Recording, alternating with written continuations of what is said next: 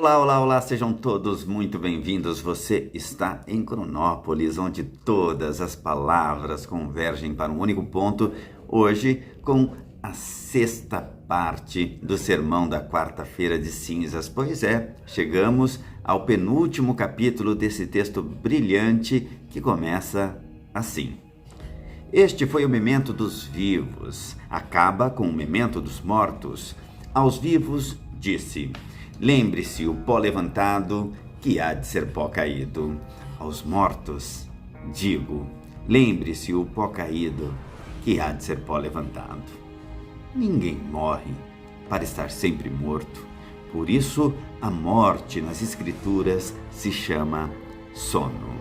Os vivos caem em terra com o sono da morte. Os mortos jazem na sepultura, dormindo, sem movimento nem sentido, aquele profundo e dilatado letargo. Mas quando, pregando a trombeta final, os chamar o juízo, todos hão de acordar e levantar-se outra vez. Então dirá a cada um com Davi: lembre-se, pois, o pó caído, que há de ser pó levantado. Este segundo memento é muito mais terrível que o primeiro. Aos vivos disse: memento homo quia pulvis est, et in pulverem reverteris. Aos mortos digo com as palavras trocadas, mas com sentido igualmente verdadeiro: memento pulvis quia homo est, et in hominem reverteris. Lembra-te, pó, que és homem, e que em homem te hás de tornar. Os que me ouviram já sabem que cada um é o que foi e o que há de ser. Tu, que jazes na sepultura, sabe-o agora. Eu vivo, tu estás morto. Eu falo, tu estás mudo. Mas assim como sendo eu homem, porque fui pó, e hei de tornar a ser pó, sou pó, assim tu, sendo pó, porque foste homem e hás de tornar a ser homem, és homem. Morre a águia, morre a fênix, mas a águia morta não é águia. A fênix morta é fênix. E por quê? A águia morta não é águia porque foi águia, mas não há de tornar a ser águia. A fênix morta é fênix porque foi fênix e há de tornar a ser fênix. Assim és tu que jazes nessa sepultura, morto sim, desfeito em cinzas, sim, mas em cinzas como as da fênix.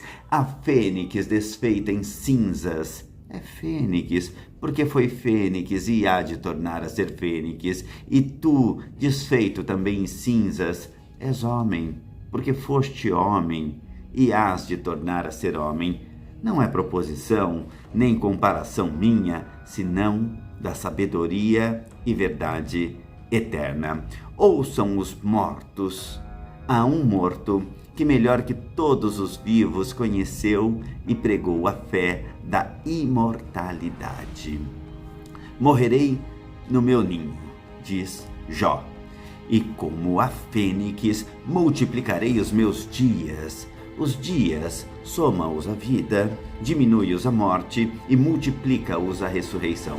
Por isso Jó, como vivo, como morto e como imortal se compara a fênix, bem pudera este grande herói, pois chamou ninho a sua sepultura, comparar-se à rainha das aves como rei que era, mas falando de si conosco, naquela medida em que todos somos iguais, não se comparou à águia, senão a fênix, porque o nascer águia é fortuna de poucos, o renascer fênix é natureza de todos.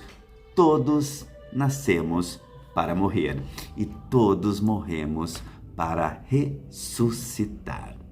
Para nascer, antes de ser, tivemos necessidade de pai e mãe que nos gerasse. Para renascer, depois de morrer, como a fênix, o mesmo pó em que se corrompeu e desfez o corpo é o pai e a mãe de que havemos de tornar a ser gerados. Sendo, pois, igualmente certa esta segunda metamorfose como a primeira, preguemos também aos mortos mortos.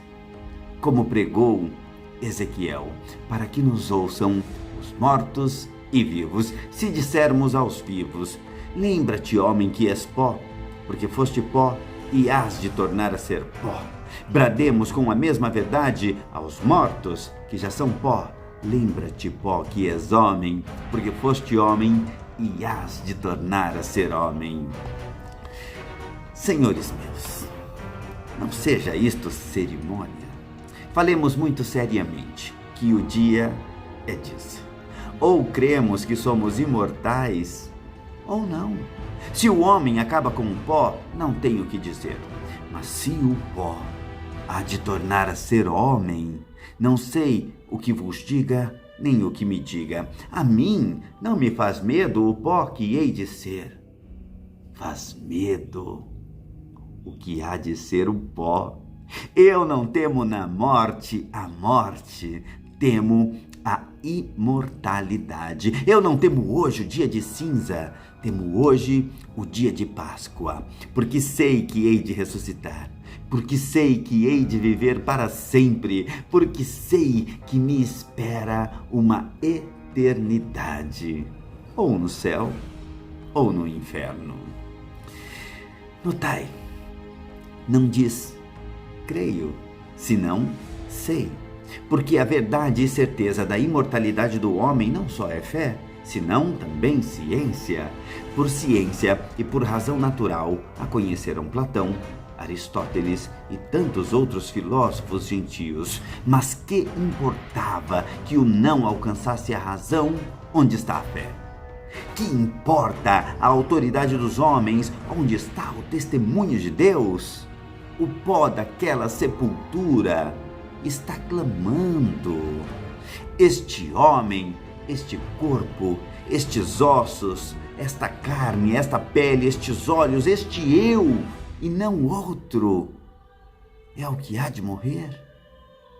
Sim, mas para reviver e ressuscitar a imortalidade, mortal até o pó, mas depois do pó, imortal.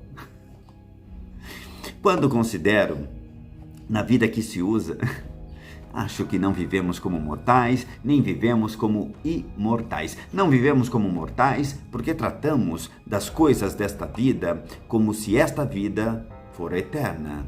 Não vivemos como imortais porque nos esquecemos tanto da vida eterna como se não houvera tal vida. Se esta vida fora imortal e nós imortais, que havíamos de fazer, senão o que fazemos? Estai comigo? Se Deus, assim como fez Adão, fizera dois e o segundo fora mais sisudo que o nosso, nós havíamos de ser mortais como somos, e os filhos de outro Adão haviam de ser imortais. E estes homens imortais que haviam de fazer neste mundo? Isso mesmo que nós fazemos. Depois que não coubessem no paraíso e se fossem multiplicando, haviam-se de estender pela terra, haviam de conduzir de todas as partes do mundo todo o bom, precioso e deleitoso que Deus para ele tinha criado. Haviam de ordenar cidades e palácios, quintas, jardins, fontes, delícias, banquetes, representações, músicas, festas e tudo aquilo que pudesse formar uma vida alegre e deleitosa. Não é isso que nós fazemos?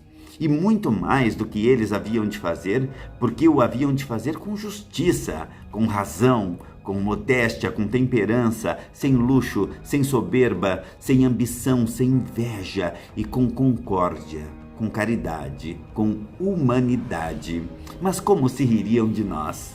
E como pasmariam de nós aqueles homens imortais? Como se ririam das nossas loucuras?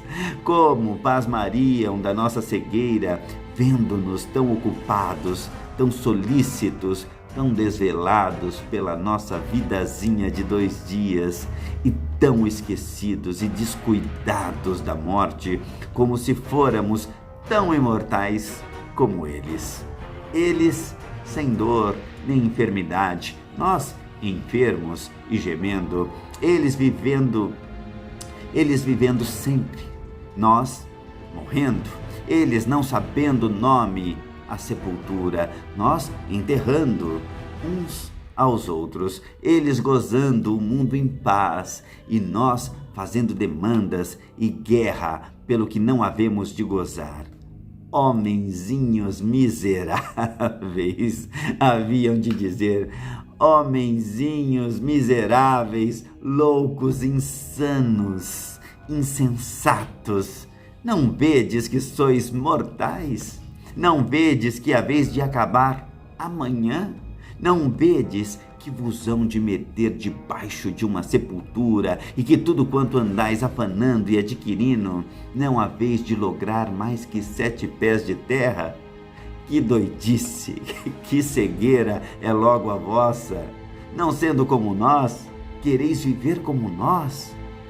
Assim é, morreremos como mortais que somos e vivemos como se fôramos imortais. Assim o dizia Sêneca, gentil, a Roma gentia. Vós a isto dizeis que Sêneca era um estoico, e não é mais ser cristão que ser estoico. Sêneca não conhecia a imortalidade da alma. O mais a que chegou foi a duvidá-la. E contudo, entendia isto.